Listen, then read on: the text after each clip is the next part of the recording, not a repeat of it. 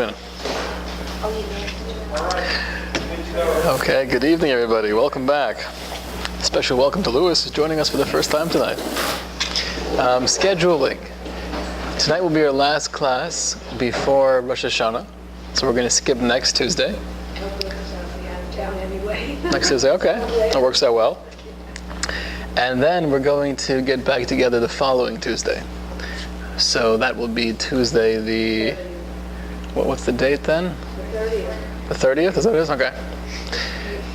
It happens to be, so that Tuesday, the 30th, will be a pretty large class, because I think a lot of the people who are attending the high holiday services are going to be joining us for that class.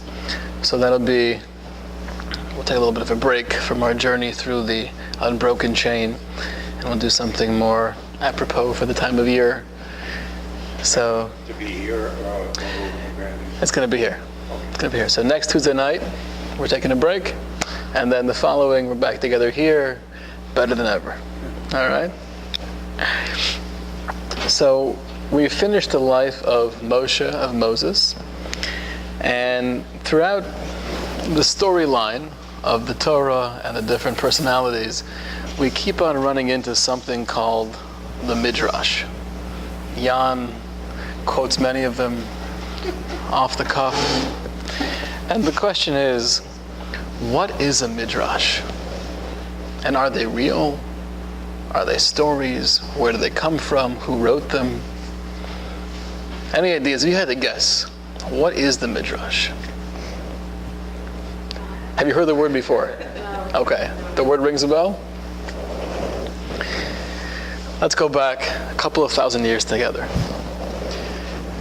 We're standing at the foot of the mountain, at the most influential experience of all time, at Mount Sinai. And we have this incredible communication with the divine, and we get the Torah. Now we have the Torah. Now, we've all seen the Torah. We have two of them inside there. Is the Torah the guide? Everything you need to know is inside that book? It is. It all comes from there, but there's elaboration needed. Okay, so that's the Torah we've given in Mount Sinai. The example I like to use is if you attend a lecture, and the person's standing up at the podium and he has a couple of note cards that he's using, and it's an hour and a half, and it's a brilliant, very entertaining, stimulating lecture. And at the end, you go over to the guy and you say, "Oh, I wish my brother could have been here also. It was unbelievable. Can I get your notes?" "Sure, have a copy." Here are the note cards. You have three 3x5 cards. "Okay, thank you so much." He takes them, he goes back to his brother. "Stephen, I got to tell you everything about it. Here, take a look at the notes." And he starts reading. Purple jumpsuit. Story about the dog. Triangle. This is nonsense. What is this, right? The answer is very simple. If you were at the lecture, if you were Jeff, who always comes to the lecture, sometimes on time, so then you could use those notes as a wonderful memory, to bring back everything that was said. You see story of dog and you know exactly what he's talking about. But if you weren't there, then those notes are meaningless. So in a sense, that's the best analogy I know to what the Torah is. The Torah is the concise, the notes of what life is about. Where's the lecture? So that was passed down orally. We've spoken about this in the past. That's the oral transmission. And for centuries upon centuries, we have this information being passed down from teacher to student, parent to child. Now, eventually we get to the year 200 CE, after the destruction of the Second Temple, and there's more persecution and there's more dispersion. And the leader of the Jewish community at that time was 200 CE. I'll give you a hint. It starts with Rabbi. Then there was his answer. He had a beard and he wore glasses, right? No. Rabbi Yehuda Hanasi, Judah the Prince. And he was hands down the leader of the Jewish community. He was well known and well liked by the non-Jewish community as well. And he did a very bold thing. He said, until now, the oral transmission has been oral. Now people have been taking notes. All throughout the centuries from the Mount Sinai experience at about 1313 BCE until we get to 200 CE, people have been taking notes. The reason for that is very simple.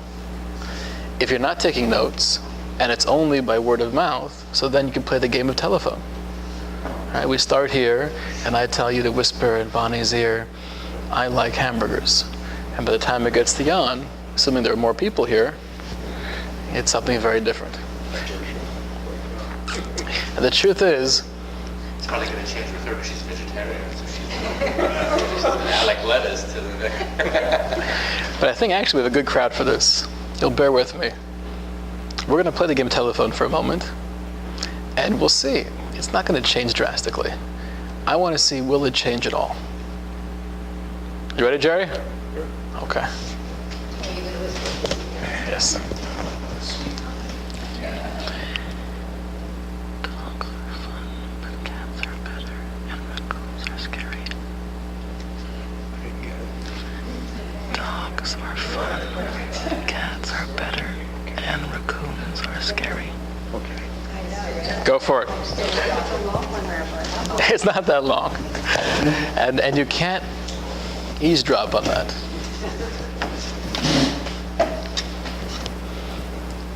It is. 3 parts. Just 3 parts. What? It's long, it'll change. If you want, you can take her in the back for a second. Okay, so we don't have much of a chance. It's not.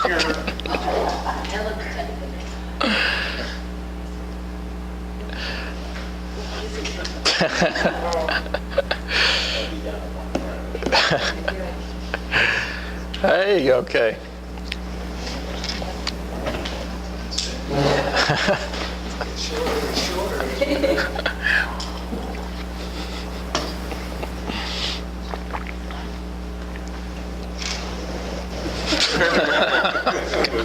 You have a bunch of deaf people here.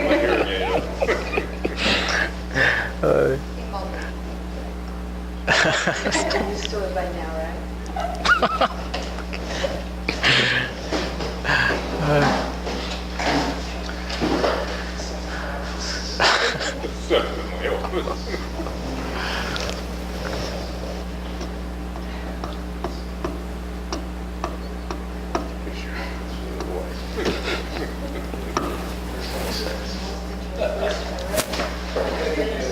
If Jeff's throwing up his hands, I know. I don't think the hostage graduation will show up. You really think it's not going to change? I think it will, but the question is how drastically. Changed right here.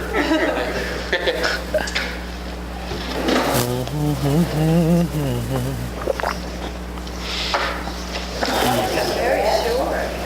I think she's wrong. Is she turned? Okay. She turns on that. Okay, drum roll, please, Jan.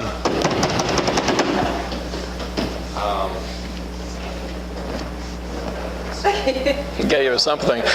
Dogs. Dogs are fine. Cats are better. Raccoons are bitter. Oh, bitter. Wow. No. Is it What better? was it? Is it bitter or better? It was neither. It was, I think dogs are nice, Okay. cats are better, and raccoons are scary. Right? Not bad, not bad. A couple words. What? Bitter. Okay. Raccoons are bitter. Where are they so bitter? What happened here, we have 9 people or so, and we have the 3 segments that were able to be transmitted. Something about dogs being okay, cats not so good, and raccoons something else. So we got the structure, but there were many words that were different. So now times that by hundreds of thousands of people over more than 1,200 years. So there is a misconception that the oral Torah was therefore only oral, and then if that's the case, there are probably many of thousands of mistakes. But the answer is it's a misconception. People took copious notes the entire time. However, the one thing that was totally off limits was having a central source of that oral transmission, until Rabbi Yehuda HaNasi comes along the scenes. Now he makes the bold decision to write it down. Why do you write it down? Because otherwise, at this point in time, it would be lost. Okay. But even the way he wrote it in a very cryptic fashion. If you've ever learned Mishnah before, right, his masterpiece was called the Mishnah, and they're small paragraphs that are packed with so much, and you have to decipher them. They're not easy to read at all. Because his goal was, I want to maintain that necessity of having a teacher, having someone share it with me, someone who's mastered the wisdom himself, to be able to now give that over to me. And he kept that. However, as time goes on, there was a need for more elaboration, and that was the writing of the Talmud.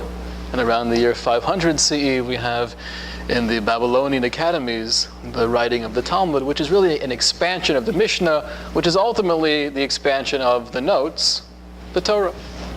Okay.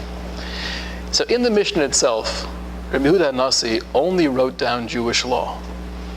You will not find in the Mishnah, putting aside a couple of exceptions, any discussion of Jewish philosophy or Jewish mysticism. That was never written down. The question is why? If you feel that this is a time we have to really put things to paper or else they're going to be lost, so then you should also write down all of the traditions we have of Kabbalah and the traditions we have of the philosophies. The answer is he was nervous. To write those things down could be dangerous, and we'll explore why. So they were still passed down orally until we get to the times of the Gemara, where there was a need to record more, and we have the Midrashic literature come onto the scene.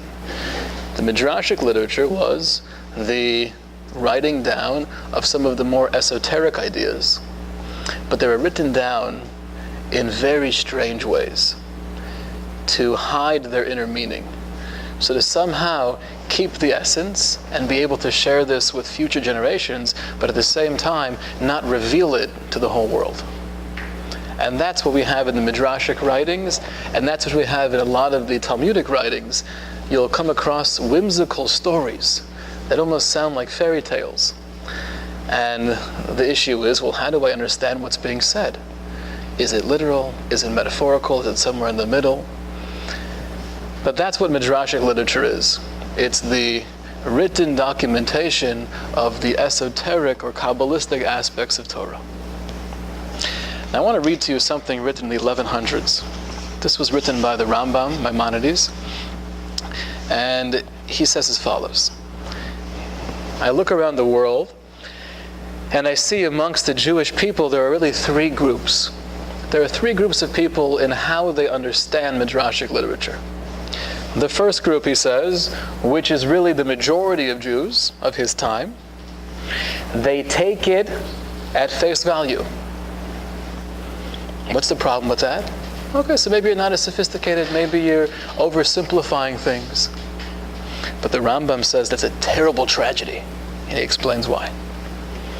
He says this group is a Nieh Hadas, they are impoverished of the mind. And therefore we should feel great pain and anguish over their state and over their foolishness. Because on one hand, they go around praising all of the great sages and showing respect for their writings. But on the other hand, their understanding of their writings is really lowering what their intent was. He says what this group is doing is they're destroying the splendor of the Torah, and they're adding darkness to its light. He says better they should either stay quiet and not discuss these sources, or if they come across such a source, they should say, you know what, I'm not sure what it means, I'm not sure how to interpret it, I'm not going to dabble in that, and we'll move on. But instead, what this group does is they assume that it means what it says, and by having that superficial understanding, you're destroying the glory of the wisdom of the Torah. So he's pretty harsh. That's group number one, which he calls the majority of the Jewish people. Group number two also are many.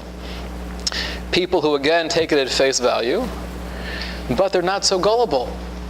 Right, there are two things you could do. When you read something that's whimsical, that's strange, you can either just say, okay, I guess it happened, and you're lowering the splendor of the Torah, or you could look at that same thing and say, this is ridiculous. What are these people doing? What kind of religion is this? So group number two, they read it literally, and therefore they just make fun of it. This is crazy. Why waste my time with these sources? Group number three, and he says, I can barely call this a group because there's so few of us in the world. But he says there's a small group of people, a small group of Jews who have the understanding, the tradition of how to view Midrashic literature. And these people understand on one hand the greatness of the sages, their brilliance, and they also understand that their methodology of writing was beremiza. Remiza means it was through illusion. B'derechida, in a riddle or through an analogy, they would convey fundamental philosophical or Kabbalistic ideas, but you would have to have the tools to be able to pierce through the facade and get a little bit of an understanding of what they're talking about. And he says, he bemoans the fact that it's only a small group. So 3 groups, that's the Rambam says. Okay. The question we have to ask is, why would you write it like that? Put yourself back in the times of the Talmudic sages, around the 500s, and now you're recording Midrashic literature.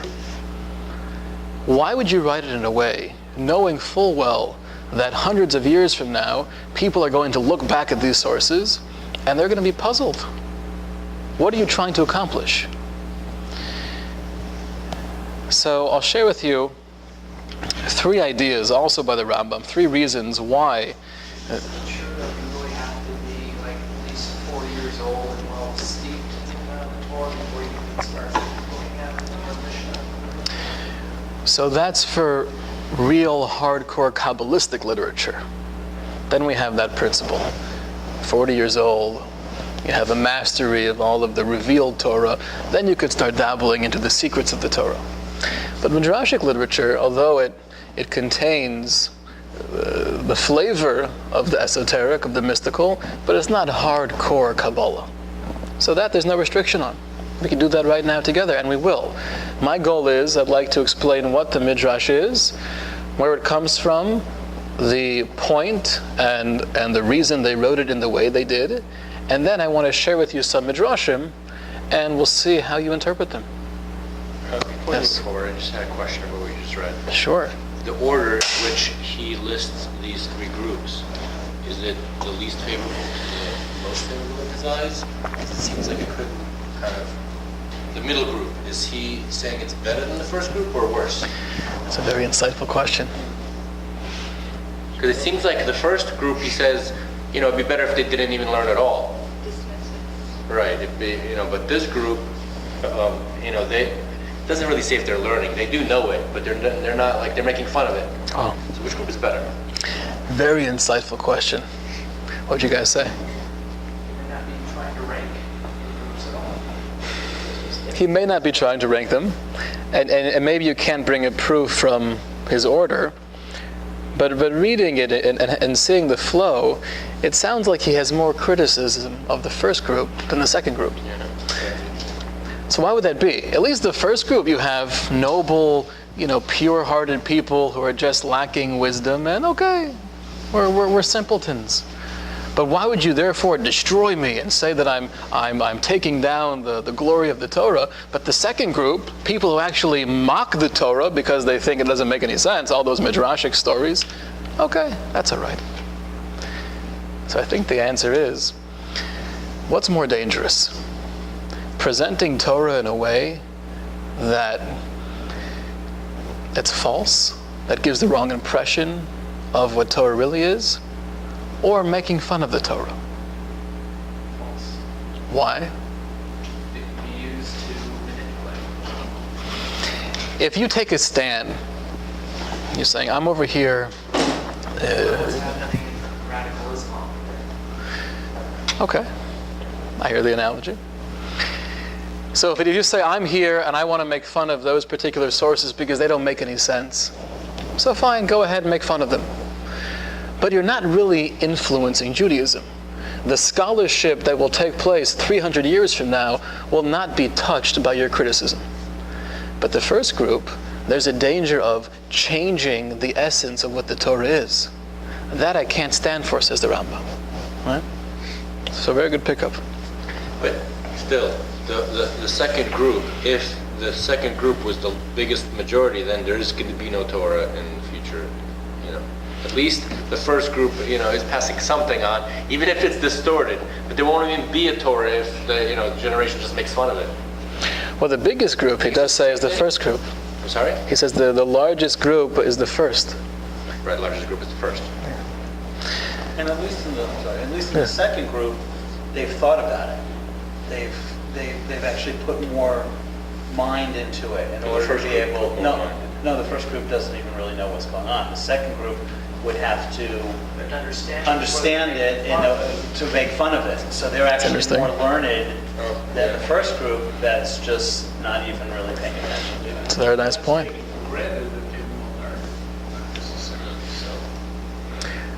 But in a sense, though, intellectually, and we can't forget, the Rambam himself was an intellectual. He couldn't stand people coming in from different angles if it wasn't based on solid logic. He was a doctor. He was a doctor. He was everything. But in a sense, if you're viewing these things at face value, it's more intellectually honest to say that can't be true. Right? So in a sense, the second group is, I'm being real. I'm reading these stories, and if I assume they're to be taken literally, so then I don't buy it. I'm sorry. Okay, that's healthy skepticism. And all these groups, these are all observant people. These are all mitzvah. There wasn't any Jews that were not mitzvah observant. I don't think so. I think he's saying amongst all the Jews who are pretty much, observant Jews, we have these three groups. So he felt that there was maybe a small minority that had the right perspective. So whatever confusion we have, this has been going on for hundreds of years. Elsewhere, Maimonides writes that there are three reasons why they were written in this very strange fashion. The first one, he says, when you read an analogy or a story, so what comes to mind automatically is a picture. And as you're reading the words, you're developing this image in your head. That could be a lot more powerful than just words. Now, it's only powerful, though, if you understand what that story is trying to convey. So the first reason, he says, for the way it was written, is to paint a picture that requires you to really use your mind and delve in deep below the words, trying to understand their intent.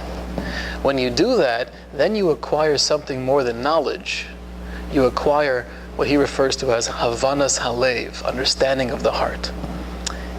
There's a deeper impression that's made when I have to work for something. When you spoon feed me something, so I get it, I can memorize it, but it's not as absorbed in my very being. if you're giving me this picture of an idea, and now together with a few of my friends or together at this table, we're going to jump in and try to really figure it out, so then when I finally get to that pearl of wisdom, it's much more internalized. I got there myself. You didn't give it to me. That's the essence of psychology. Right there. Okay. Beautiful. Go to a psychologist and say, this is, my personality disorder, this is the problem that I have, and everything's like, okay, well, this is what you need to do. He walks you through you analyzing it That's very true. for a period of time. Hopefully, you get there. That's why in the psychological world, there was that window of time where we felt we're developing medicine, and that could be the cure for all problems. No more do we need therapy. But they soon realized you need both. If you have a situation where there's a need for medication, then you get the right medication, but it's only in conjunction with therapy, because otherwise I'm not working it out myself. I might be changing the serotonin in my brain, but I need more. It has to be internalized. That's the first reason the Rambam gives. And the second reason is he says, if you have something precious, you're not going to show it off to everybody. There's a respect that wisdom demands. You don't find this nowadays so much. I think for sure with the internet, everything is so accessible. You almost lose that appreciation for wisdom. The Alter of Kelm, who was one of the great personalities in pre-war Europe, he was the head of the yeshiva in Kelm. So he wrote many letters to his disciples all throughout Europe. And in the beginning of one of his letters, he says, "My dear student, I wanted to share with you an idea that I've had for 12 years. But I haven't told anyone because I don't think anyone could fully appreciate it. But I think you may. So I'll tell you." That's a nice compliment. Imagine getting that letter. But you could ask yourself, what do you mean you're not sure that they would fully appreciate it? But share it with the world. Tell people. If you think it's brilliant, if you think you have a new insight into something, so share it. It's a lack of respect for that wisdom. So the Rambam's second reason why they wrote it in this way is that I don't want to show it off to the world. There has to be some level of modesty in holding on to these pearls of wisdom. Okay. It's interesting, we have, not anymore, but going back to the 2nd century BCE, the Greeks required the Jews to translate the Hebrew into Greek. And that's called the Septuagint. That day was turned into a fast day, a day of mourning. What's the big deal? If anything, you would assume it's a wonderful thing. Now the world has access to the Torah. Until now it was only in Hebrew, and now it's in Greek, which is a spoken language. So more people will learn from its wisdom and grow from its values. Why did that turn into a fast day? Because when you have something so precious, just opening up for the world, it's a lack of dignity. And I think that leads us to the third point, which is when something's opened up to the world and everyone has access to it, then you can manipulate, then you can misunderstand, then you can misapply, and then disaster happens. And when you're looking into the future, when they wrote down these Midrashim, they weren't thinking of the present. They were trying to secure Torah for centuries to come. They knew if we made this as revealed as possible, it would be misunderstood, misapplied, and lead to very, very unhealthy consequences. Okay. 3 reasons given from the Rambam.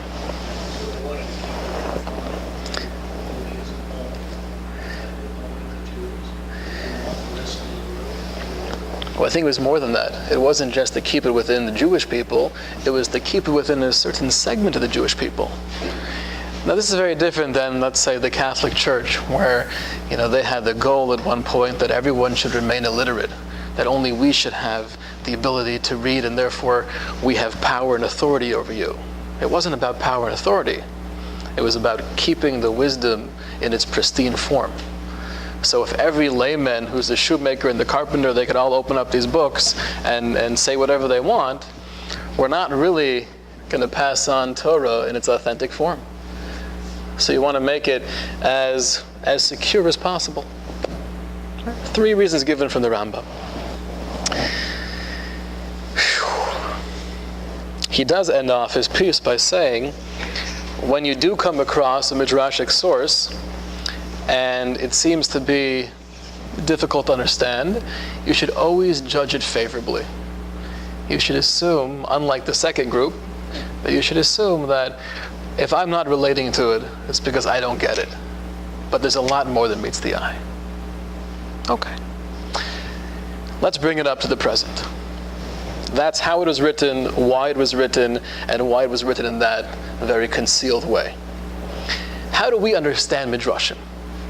Here we are, hundreds of years later. We don't have those tools. We don't have someone guiding us through all the Midrashic sources telling us how to interpret them. So I'll share with you, this is an essay written by Rosh Hashanah Raphael Hirsch, one of the leading rabbis in the 1800s in Germany. And I'll quote you a couple of choice lines. He says, one must have a great perception and a vast erudition to know which Aggadic statement was intended to be understood literally, and which is an analogy or a riddle. Agada, by the way, is the same thing as Midrash. Agada means story in Aramaic. We possess no system for determining this, and as a result, we cannot derive any legal matter from Agada or Midrashic sources. This is a big idea. You want to know how to live life as a Jew practically. So, you find many Midrashim, many stories. Can you extrapolate from those stories what to do and what not to do in the practical realm? The answer is no. Because since we don't have the tools to interpret what's really being said, then you can't make it determine what I'm doing. I don't know what it's telling me to do. It's conveying something, but I'm not quite sure what it's conveying. So you can't use these sources as a guide for everyday living. Because the law has to be precise. The law has to be precise. And he says, this is the distinction, how to go about learning Jewish law in contrast to learning Midrashim. When it comes to learning Midrashim, oftentimes you might find a contradiction, and it's hard to know. Maybe we're misunderstanding both of the sources and they're talking about something totally different. Okay. We gain as much as we can and we move on. When it comes to Jewish law, if you find a contradiction, then you have to answer that. And only once you have a solid answer can you go on assuming that's the proper path. So it's a very different style of learning. He also quotes sources that say, you can't ask technical questions on Midrashim. I'll give you an example of that. Esther and Mordechai. What was their relationship? Debated. It's debated. When you read the book itself, what does it seem like? Is it brother, sister? I think the most simple interpretation is uncle or cousin. Now, there happens to be a Midrashic source that says they were actually husband and wife. Okay. So if they're really husband and wife, the story continues. Now she has to live with Achashverosh, and she's married to the king, and she's a married woman. What are you doing? It's adultery. And that's a very bad predicament to be in. So the Rashba, one of the great commentators, he says, some people ask the question, why didn't she just get a divorce document first before having to move into the palace? And therefore, you would solve all the problems. I'm no longer a married woman living with Achashverosh. It's a fair question. But says the Rashba, you can't ask that kind of question on a Midrashic source. It's telling you something, but the point is not to get too technical. That's one example. All right? Okay. Read you a couple more lines here from Reb Hirsch. He speaks about what he calls a very dangerous approach. I'll share with you, just today I spoke at the girls' middle school because they're learning in social studies about cavemen and cave art that goes back 20, 30,000 years. They're learning about fossils that go back hundreds of thousands or millions of years. And the kids were asking the teacher, I don't get it. According to the Torah, we're in the year 5,774. Very good. So how does that work? We're 5,774, and yet we're talking about fossils that go back 85 million years. Something's wrong here. So the teacher, the principal of the middle school, called me and asked me what would I answer. So I said, I'll come in, I'll speak to the girls. So I came in today, and the first thing I told them was a story. I have to start with a story. And this is actually a true story with Rabbi Wilkach. If you know Rabbi Wilkach, this is his uncle, his wife's uncle, really. His name was Mark Sanders. Mark Sanders was a very well-known priest in California. And he had a nice reputation. He was a good speaker, very charismatic, very influential. Eventually, people go over to Mark and say, listen, you could be doing big things. If you go to Israel and learn Hebrew, you could be a missionary for many Israelis and convert them. And that's big stuff. So we thought about it for a while, and he said, okay, I'll do it.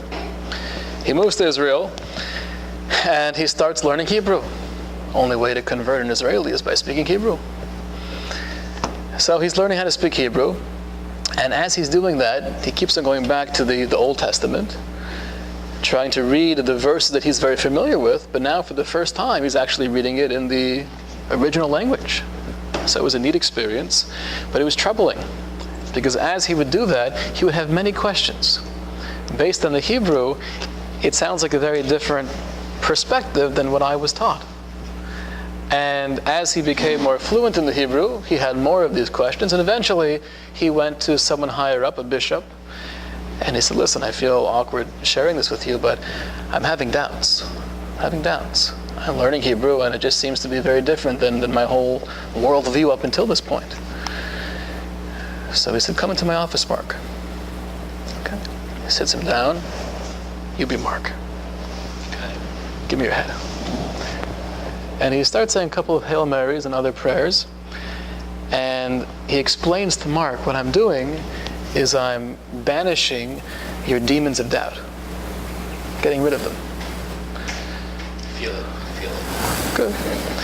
And he did feel it. When he tells the story, he says, listen, I walked out of the office and I felt good. You know, psychologically, you could imagine you go into someone who you respect, and they're telling you, I'm getting rid of your doubts. Okay, I'm a new man, I'm good. And he was. He went back to his holy work, but then they started creeping back in. The demons came back. Here's the truth. Okay. But he had questions, but he persevered, he kept on going. Until one afternoon, someone comes into his own office, and he expresses to Mark that I have questions, some hard things have happened in my life recently, and I've been doubting God and other things about the religion. So he knew just what to do. He sits him down in the chair, and he performs the demons of doubt ceremony. As he's doing it, he gets a glimpse of himself in the mirror. He sees himself, hands in the head, saying the special prayers. And at that moment, it just hit him like a ton of bricks. What am I doing? This is strange. It was that point where he really took a break from his work, started really thinking about life. Eventually, it was 17 years. It was a long process. But eventually, he went from Mark Sanders to Gavriel Sanders. He converted. He's actually a very, very well-known speaker, a very accomplished man. And he's Rabbi Wilkach's uncle-in-law. So I started with that story because I wanted the girls to hear that in Torah, we love questions. They're not demons of doubt. We encourage questions. And I asked the girls, I said, why? Why do you think we do that? Questions could be confusing. So why do we always want questions? One little girl in front raised her hand. I was super impressed with her answer. She said, well, maybe because when you have a question, it could really help get you deeper and understand it better. Right? This is a sixth grader saying that. Exactly. That's what a question is. A question is an opening to a whole new reality. So therefore we embrace questioning. We love it. We spoke about Moshe, the personality of Moshe, and when God comes to him by the burning bush, he's there for how many days, arguing back and forth? Close. Off by 1. 7. 7 days of God questioning Moshe. And God loved it. Thank you. I appreciate that. No, Moshe questioned God. You said God questioning Moshe. Oh, you caught me. Thank you. Okay. I'm listening. Okay, listening. Because I'm trying to understand. Good. So questions we embrace. So I said to the girls, I said, listen, if you have a contradiction, there are 2 ways to answer any contradiction. It's very simple. The definition of a contradiction is, Lewis is saying there are 14 jelly beans in the jar, and Jerry is saying there are 18 jelly beans in the jar. They're both addressing the same point, and they're giving different answers. It's a contradiction. So one way to answer that is saying, either proving that Lewis is right and Jerry is wrong, or Jerry is right and Lewis is wrong. That's one way to do it. The second way to answer the question is by saying, they're really addressing different things. Lewis, who said 16, was referring to how many there are right now. Jerry, who said 18, is referring to how many there were yesterday. Right? It could be. Those are always 2 ways to answer a contradiction. And I give an example. For thousands of years, or for more than 1,000 years, the entire scientific community, if you were to ask them, when was the universe created? Their response would have been, going back to Aristotle, it always was. Things don't change. No, it always was. And you find in the writings of Maimonides in the 1100s and Rabbi Yehuda HaLevi and the Ramban in the 1200s, all of the great Jewish writers were almost apologetic for our belief in creation. But listen, the Torah says there was a beginning. We believe in a creator of the universe who brought existence into being. We can't agree with the scientific world in this one. Okay. You think you have proof? Okay, but that's what the Torah says. It wasn't until the 20th century, with a young astronomer who happened to see through his telescope 42 galaxies shooting away from planet Earth at 700,000 miles per hour, until that moment in 1917, we assumed Aristotle was right. Then we started questioning, 1 second, why are these galaxies firing away from planet Earth? What's going on? And then we have Einstein's theory of relativity come into play, and that transforms everything. But there are questions that are left unanswered. And then you have other astronomers come after Einstein who answer those questions by proving that the universe is expanding. And it's not just 42 galaxies, but it's all hundreds of billions of galaxies. They're all expanding. And you could prove, as they did, that there was a Big Bang. Are you telling us this is the creator? Yes. Yeah, I mean, not quite like this, but the basic idea of it's crucial to understand that there were times in history where the Jewish stance was against science. There was a contradiction. However, we evolved to the point where we realized, science didn't have the whole story. Right? So that's one example. If you have a contradiction, so maybe in 20 or 30 years from now, we'll have a better answer to understand carbon dating, how it fits in with this. You bring in the theory of relativity. Who knows? There are many ways to address it. It shouldn't faze you so much to realize there are many answers, and we might not have them all. That's okay also. What's the second answer to that question once we're on the topic? Assuming science is right, how do you fit a fossil going back 80 million years with 5,774? So I quoted Midrashic sources. We have Midrashic sources that tell us that there were many creations before our creation. There are actually 6 different worlds that were created and destroyed until ours, which is the 7th in this cycle. Now, what that means, again, it's Midrashic literature, so we don't quite know what that means. Maybe it's all metaphorical, but maybe it's not. Maybe it means that there were different worlds. For example, there was a world of massive creatures that we call dinosaurs. And guess what? They were destroyed. How? We don't quite know. Maybe it was a comet, maybe it was some kind of climate change. Okay. But with Midrashic literature, that can really shed light on this very fair question. It could be you find fossils going back millions of years, because they do go back millions of years. Somebody suggested maybe God in the creation put the bones in the ground.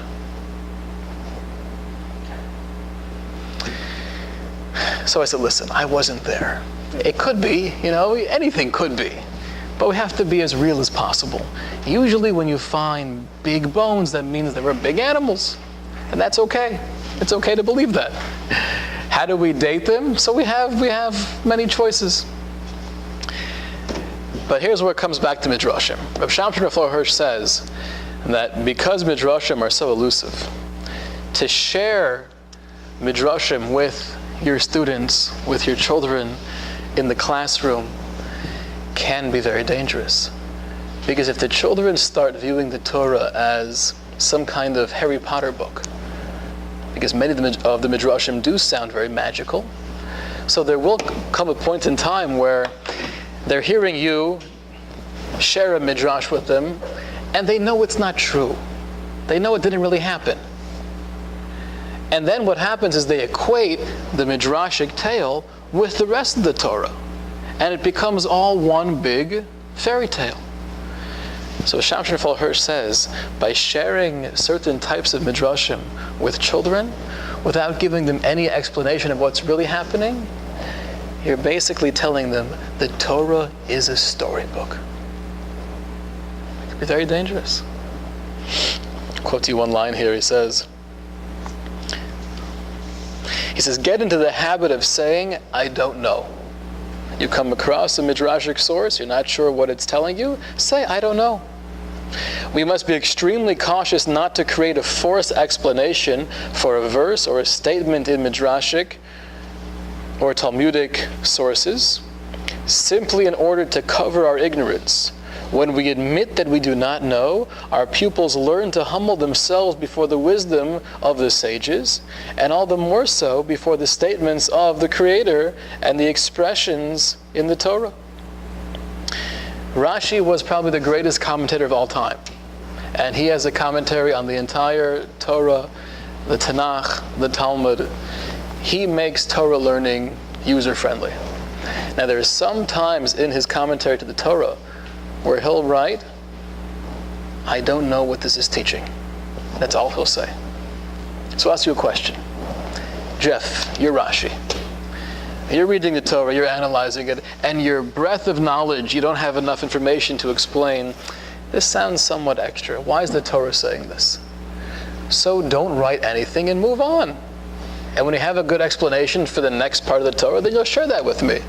Why would you bother wasting your ink writing down, I don't know what that's teaching me?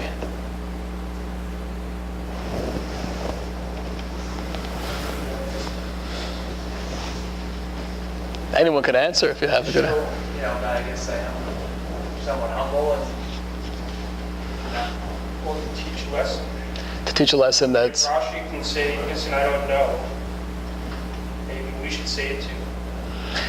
that we should say it. It's definitely a sign of humility. Now it's pointing out, clearly there's something here. And therefore go ahead. it would lead you to think more about it. Oh, I think very possibly. If he had no comment at all, so maybe I'll just run by it. But by him saying, I'm not sure what this is teaching me, that means he senses something's out of place. He doesn't know what it is, but that'll get me to ponder. It's a challenge. And it's what it is, it's honest. Children especially appreciate honesty. And everyone does. So Shamshon Raphael Hirsch is saying, we can't make up explanations. You can't force things into the words. The last thing he says is that if you teach these midrashim in too literal of a way, at too young of an age, and they grow up assuming that they're true, you're basically forcing them off the derech, which means you're telling them Torah is not true. So these are very harsh words of Rav Shamshon Raphael Hirsch. Maybe one last point here. We do face many midrashim, and therefore we always have the question, how can we gain from them? I want to give you an example. I'm going to throw it out there. I want you to see, how would you interpret this particular source? You ready for this? Okay.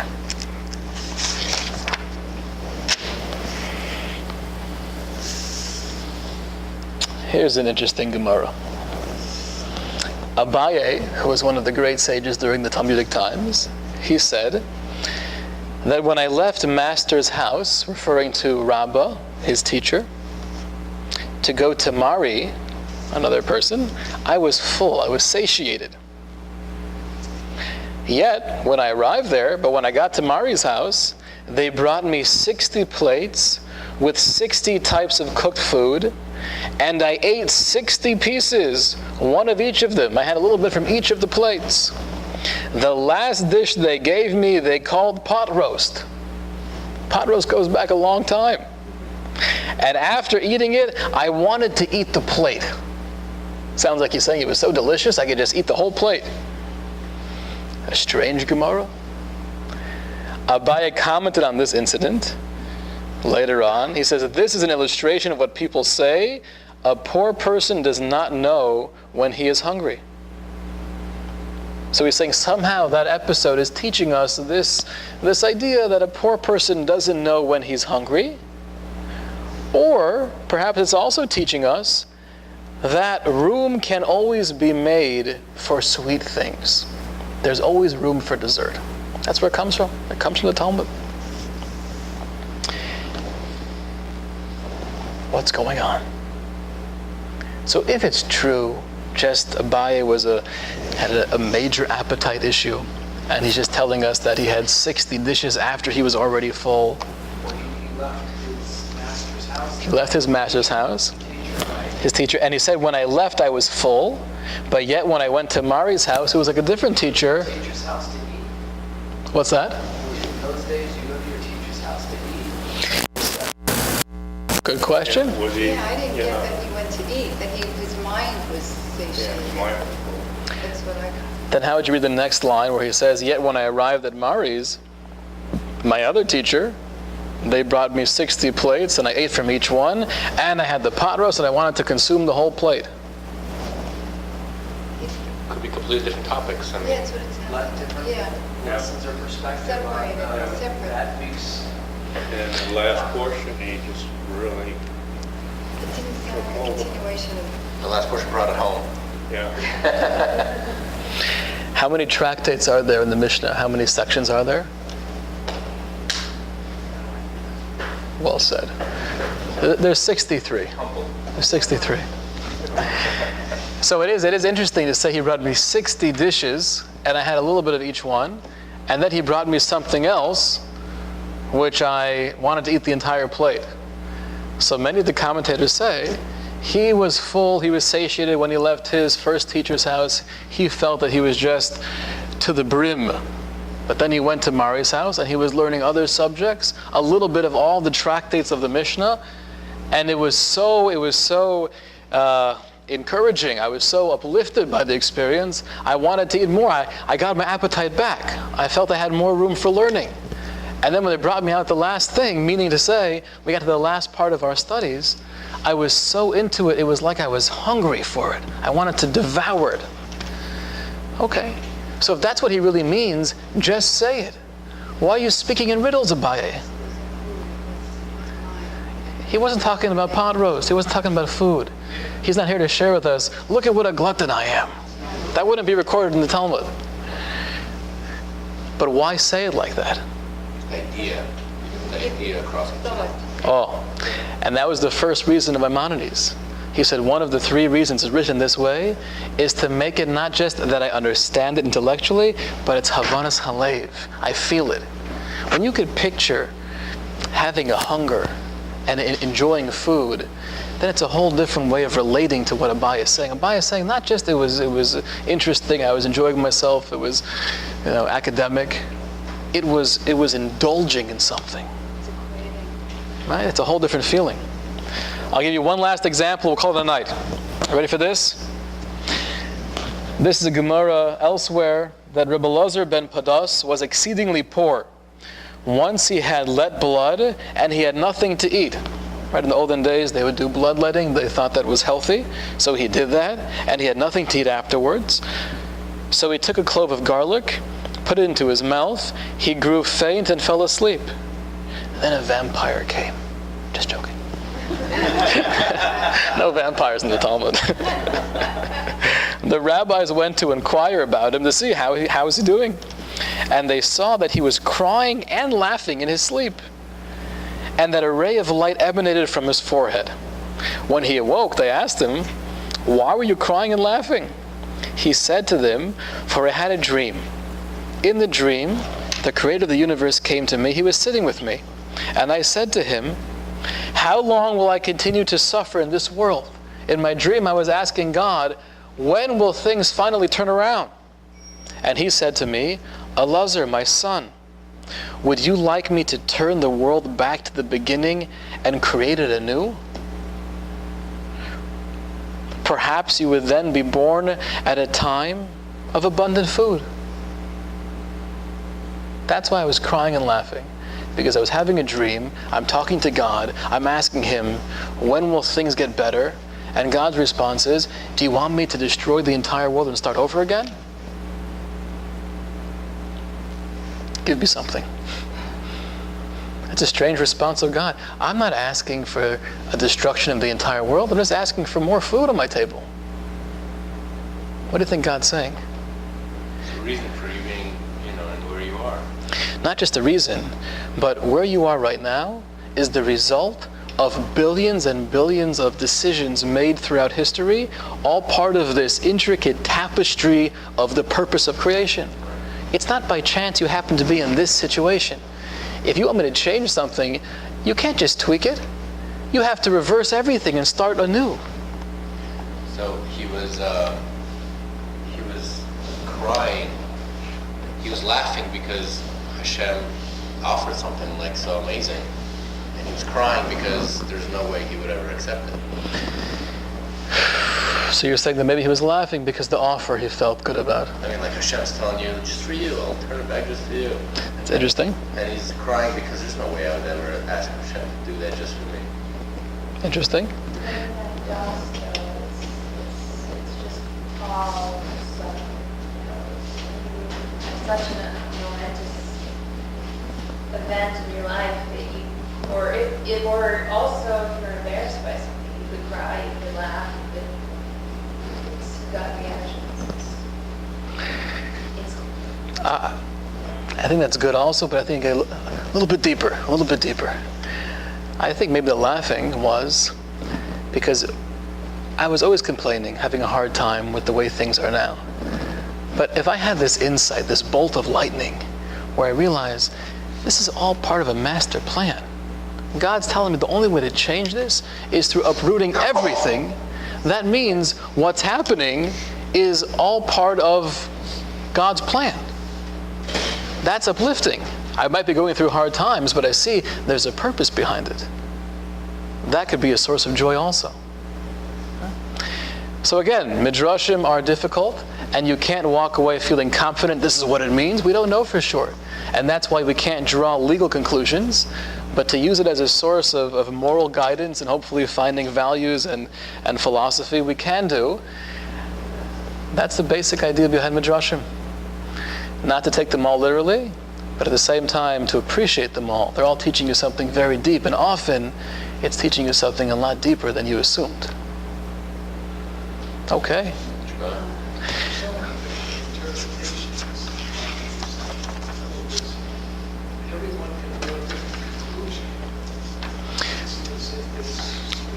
It's not straightforward, but there is something, in music, for those of us who play. There's something that you develop an ear for it. So when it comes to Talmudic study or Midrashic analysis, it's the same thing. We could all sit back and smoke a cigar and offer different explanations for everything and make up all these convoluted stories. We could do that. But once you've seen enough and you get a little bit of a feel for the system and you get a little bit of an ear for the music, so then it's not a science, but it's an art. Yeah, right. And therefore you will have different people taking in different directions, but it's all within the framework. That's the... So next week we're off before Rosh Hashanah, and then we're on the following Tuesday. Anyone here coming to the high holiday services? Okay, beautiful. I'm going to stop by there for a little bit, say hello and speak a little bit. Okay. Nice having you with us. Okay.